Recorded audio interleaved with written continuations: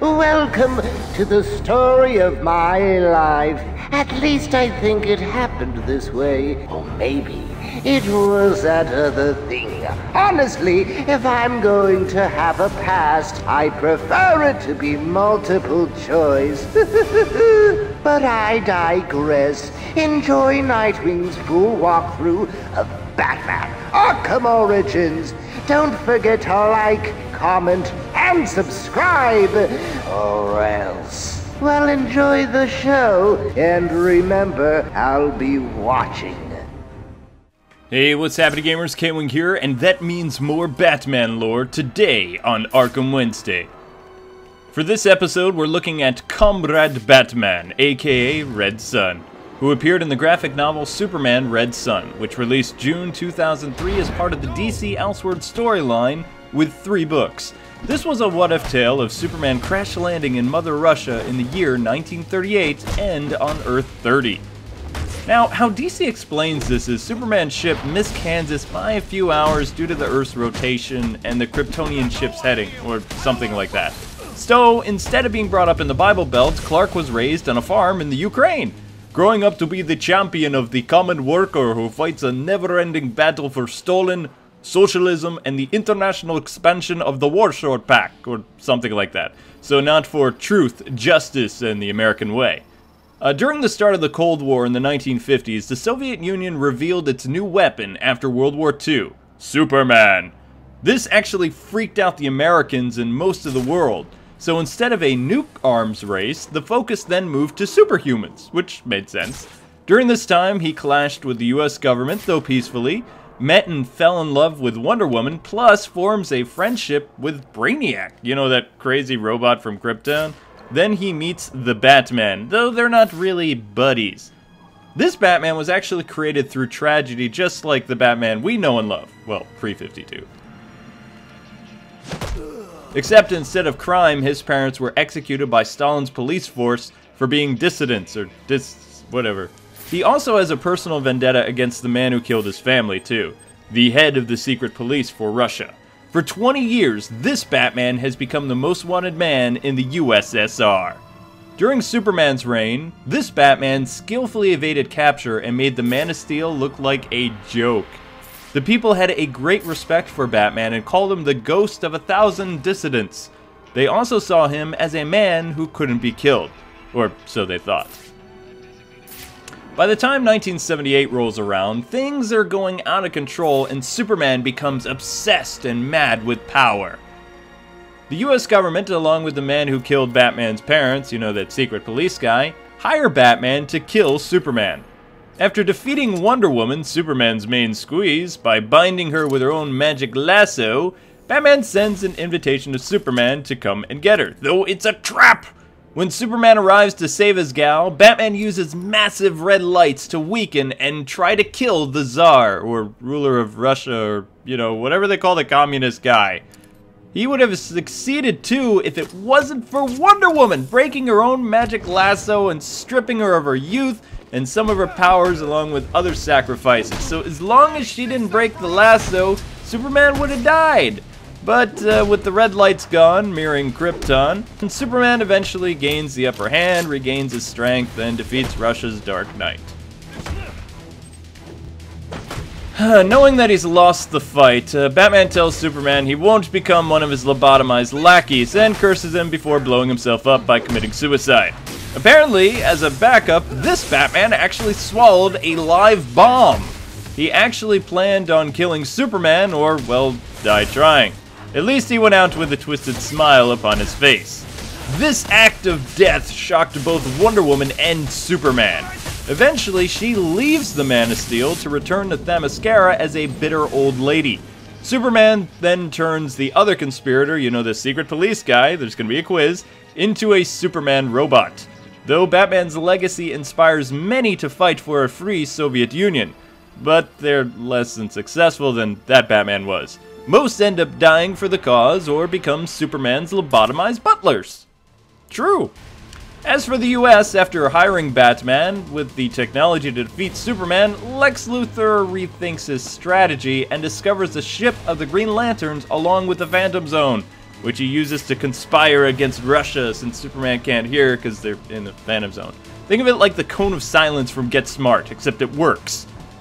Meanwhile, back in Russia, Brainiac becomes Cal's or Clark's aide, and they begin to construct the Winter Palace in Siberia.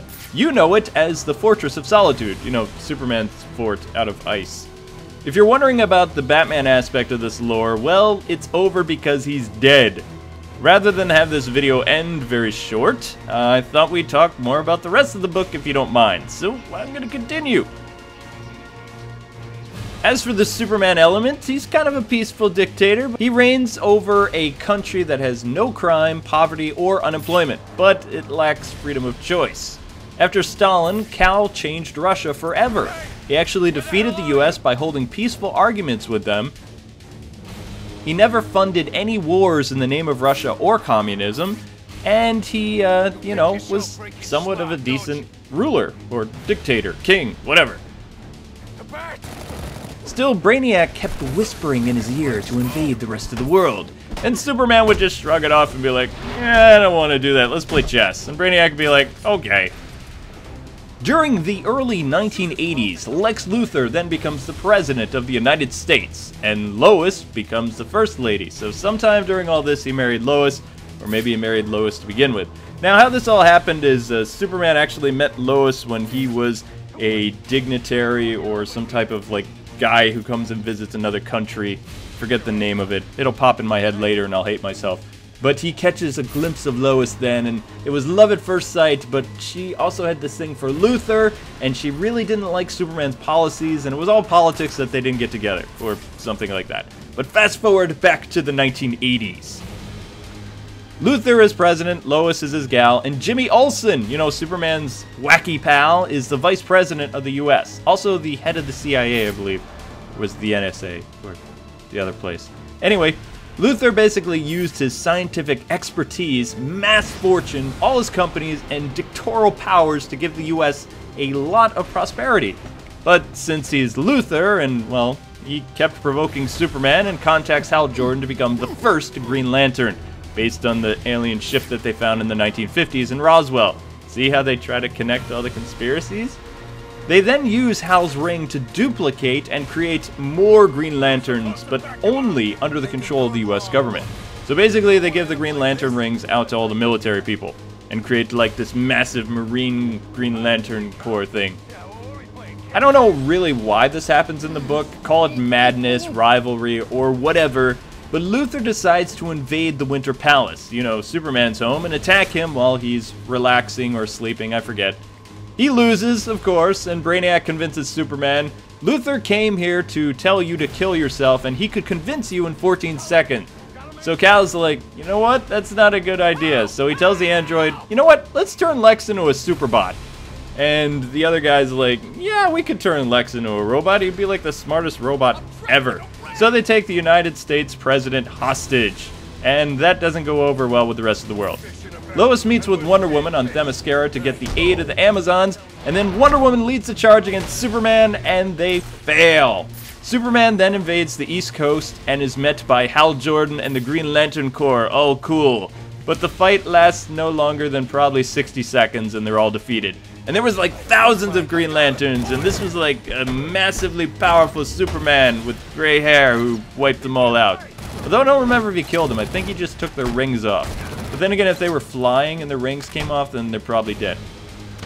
After making it to the White House and easily dispatching of Lex's other cronies, aka toys like Atomic Skull and Parasite, and of course Doomsday, yes, this Lex created Doomsday, Mrs. Luthor hands Superman a note from Lex that says, hey! Why don't you just put the whole world in a bottle, Superman? Hearing this, Clark goes nuts and flies off into space screaming like something out of that Superman movie where Lois dies, except he doesn't rewind time. Although at this point he probably could have. Because basically he's realized that, hey, I'm trying to take control of the entire world. Brainiac doesn't really care and tries to destroy the world while Superman's off being all emo per his programming. Superman, realizing he can't control Brainiac anymore, watches as the space being destroys most of the US. When Superman confronts him and says, stop the invasion, I was wrong, we need to do it this way, Brainiac is like, nope, I'm just gonna use kryptonite on you and kill you. Superman gets hit by the kryptonite, you know.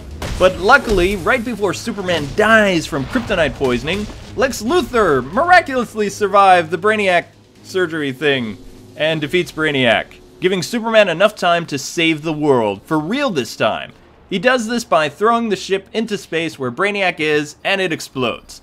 Though the Earth thinks Superman died saving humanity from the plague of Brainiac. Back in Russia, several years later, times are tough and the country falls into chaos.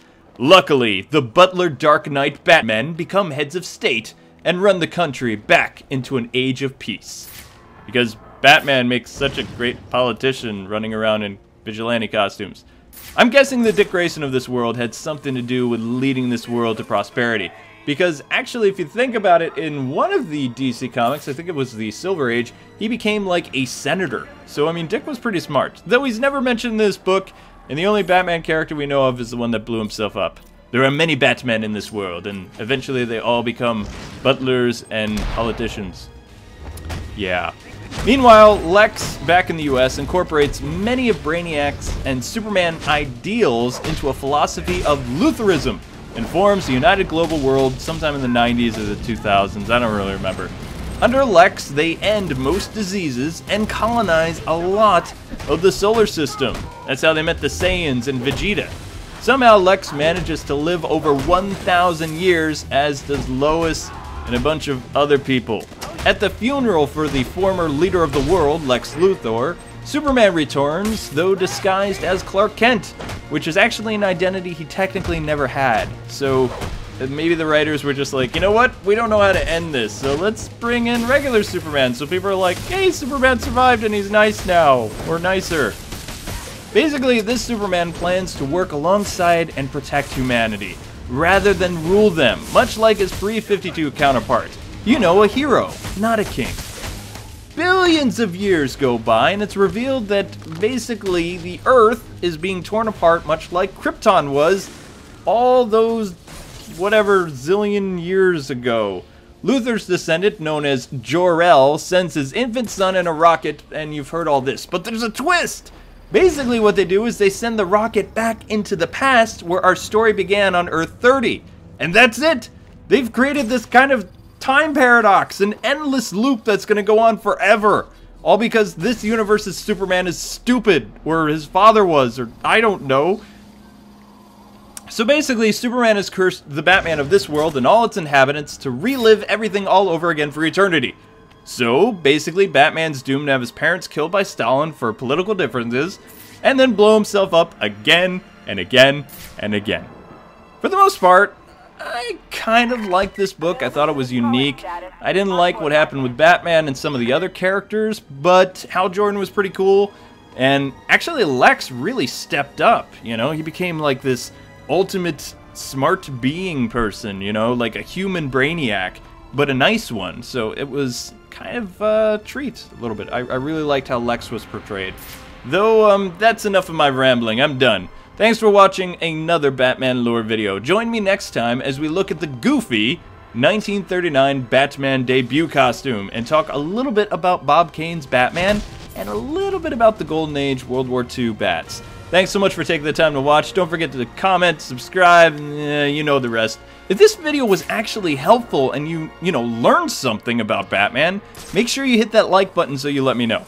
Until we meet again, gamers, God bless and happy gaming. Thanks so much for taking the time to watch, and I'll see you on the next Arkham Wednesday. You and your crew need to disappear. Well, that's the end of this video. Who's up for Chinese? Seriously though, make sure to like, favorite, and share this delicious video. Unless, of course, you like being wrapped in plastic and left in the gutter. Oops, sorry, a force of habit.